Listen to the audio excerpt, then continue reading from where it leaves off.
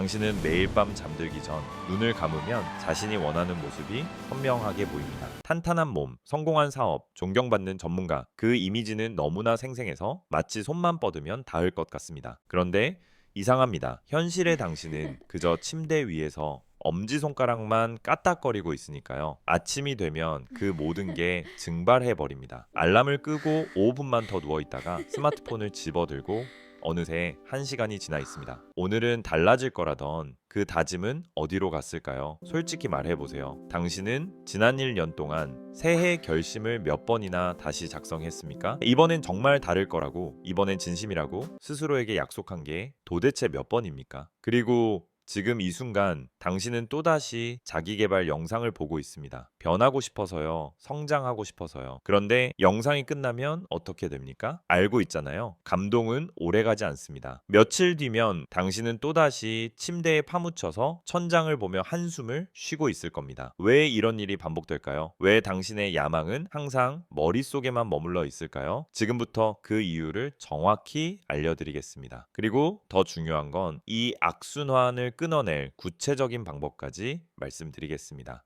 하지만 이 영상은 당신을 기분 좋게 만들어주지 않을 겁니다. 위로도 없고 달콤한 말도 없습니다. 오직 당신이 듣기 싫어하는 진실만 있을 뿐입니다. 그래도 들을 각오가 되셨습니까? 좋습니다. 첫 번째 진실부터 시작하겠습니다. 당신의 야망이 당신을 망치고 있습니다. 역설적으로 들리겠지만 이건 과학적으로 증명된 사실입니다. 뉴욕대학교 심리학과 가브리엘 웨팅겐 교수팀이 20년간 추적 연구한 결과가 있습니다. 큰 꿈을 가진 사람들과 현실적인 목표를 가진 사람들을 비교했더니 놀랍게도 큰 꿈을 가진 사람들의 성취율이 현저히 낮았습니다. 왜일까요? 당신이 거대한 목표를 상상할 때 뇌는 이미 그것을 이룬 것처럼 반응합니다. 억만장자가 된 모습을 상상하면 뇌는 실제로 부자가 된 것처럼 세로토닌과 도파민을 분비합니다. 문제는 여기서 시작됩니다. 뇌가 이미 보상을 받았기 때문에 실제로 그 목표를 향해 움직일 동기가 사라지는 겁니다. 이걸 심리학에서는 목표 대체 효과라고 부릅니다. 더 잔인한 건 야망이 클수록 현실과의 괴리감도 커진다는 겁니다. 당신은 지금 억대 연봉을 꿈꾸는데 통장 잔고는 몇십만 원입니다. 그 간극이 너무 커서 뇌는 아예 포기해버립니다. 마치 에베레스트 정상을 올려다보는 초보 등산객처럼 첫 발을 떼는 것조차 불가능하게 느껴지는 거죠. 그래서 성공한 사람들의 공통점을 아십니까? 그들은 큰 꿈을 꾸지 않았습니다. 셀러 작가 제임스 클리어가 말했습니다. 목표는 쓰레기다. 시스템이 전부다. 올림픽 금메달리스트와 4등을 한 선수의 목표는 똑같습니다. 둘 다 금메달을 원했어요. 차이는 목표가 아니라 시스템이었습니다. 매일 어떻게 훈련했는가, 어떤 루틴을 유지했는가, 그게 승패를 갈랐습니다. 당신은 지금까지 목표만 세웠습니다. 시스템은 만들지 않았어요. 그러니까 실패한 겁니다. 두 번째 진실입니다. 당신은 게으른 게 아니라 무서운 겁니다. 프린스턴 대학교 신경과학연구소에서 흥미로운 실험을 했습니다. 사람들에게 새로운 과제를 주면서 뇌를 스캔했더니 편도체가 활성화되었습니다. 편도체는 공포와 불안을 담당하는 부위입니다. 즉, 새로운 일을 시작하려고 할 때 우리 뇌는 그것을 위협으로 인식한다는 겁니다. 당신이 운동을 미루는 건 귀찮아서가 아닙니다. 헬스장에서 서툰 모습을 보일까봐 두렵기 때문입니다. 사업을 시작하지 못하는 건 게을러서가 아니라 실패했을 때 무능하다는 걸 증명할까봐 겁나는 겁니다. 공부를 안 하는 건 능력이 없어서가 아닙니다. 열심히 했는데도 안 되면 재능 없다는 게 들통날까봐 무서운 거예요. 심리학자 캐럴 드웩은 이걸 자아보호 전략이라고 불렀습니다. 시도하지 않으면 실패하지도 않습니다. 실패하지 않으면 무능하다는 게 증명되지 않죠. 그래서 당신의 뇌는 교묘하게 당신을 게으르게 만듭니다. 게으름이라는 가면 뒤에 숨어서 진짜 두려움을 감추는 겁니다. 지금 이 말이 마음에 걸립니까? 불편합니까? 그렇다면 제대로 맞은 겁니다. 완벽주의는 우월함이 아니라 비겁함입니다. 당신은 완벽한 때를 기다립니다. 완벽한 계획, 완벽한 조건, 완벽한 타이밍. 하지만 솔직히 말해보세요. 그 완벽한 순간이 온 적이 단 한 번이라도 있었습니까? 예, 없습니다. 앞으로도 없을 겁니다. 완벽주의는 높은 기준이 아닙니다. 그건 시작하지 않기 위한 핑계입니다. 캐나다 칼턴 대학교 연구팀이 완벽주의자 2,000명을 10년간 추적했습니다. 결과는 충격적이었습니다. 완벽주의자들은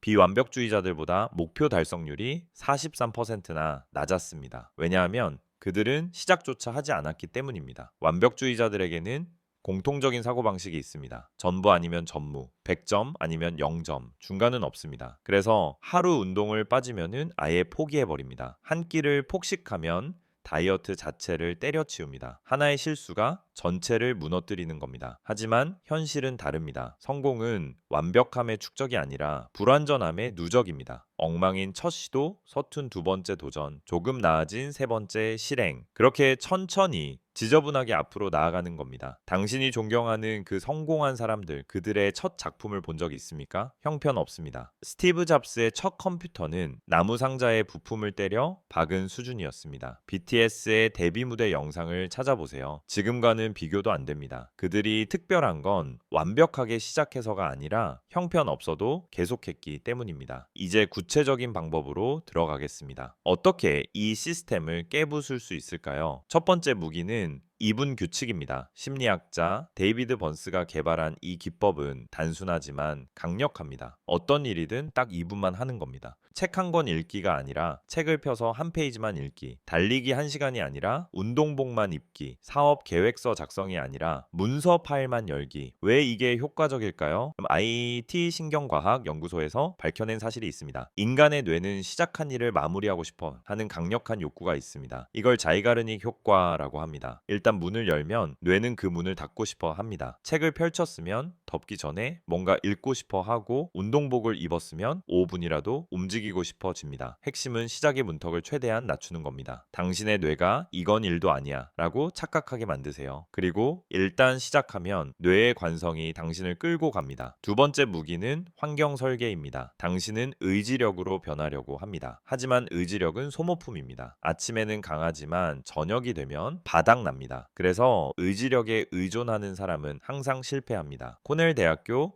행동경제학자 브라이언 완싱크가 증명했습니다. 사람들은 환경에 따라 움직입니다. 그는 사무실 책상 위에 사탕 접시를 놓았더니 사람들이 하루 평균 9개를 먹었습니다. 같은 사탕을 서랍 안에 넣었더니 3개로 줄었습니다. 복도 끝 캐비닛에 넣었더니 1개 미만으로 떨어졌습니다. 사람들의 의지력은 변하지 않았습니다. 환경만 바꿨을 뿐인데 행동이 바뀐 겁니다. 지금 당신의 환경을 보세요. 침대 옆에 스마트폰이 있습니까? 책상 위에 과자가 있습니까? TV가 보이는 곳에 앉아 있습니까? 그 환경이 당신을 게으르게 만들고 있습니다. 환경을 재설계하세요. 운동을 하고 싶다면 운동화를 현관문 앞에 두세요. 아침에 일어나자마자 신을 수 있게. 책을 읽고 싶다면은 베개 옆에 책을 놓으세요. 스마트폰 대신 책이 손에 잡히게. 공부를 하고 싶다면 책상 위에는 공부 도구만 두세요. 딴짓할 거리를 아예 제거하는 겁니다. 좋은 선택을 쉽게 만들고 나쁜 선택을 어렵게 만드세요. 그게 전부입니다. 세 번째 무기는 정체성 변환입니다. 당신은 지금 목표 중심으로 생각합니다. 10kg 빼기, 50권 읽기, 1000만 원 모으기. 하지만 목표는 당신을 움직이지 못합니다. 왜냐하면 목표는 외부에 있기 때문입니다. 정체성은 다릅니다. 정체성은 당신 내부에 있습니다. 나는 운동하는 사람이야.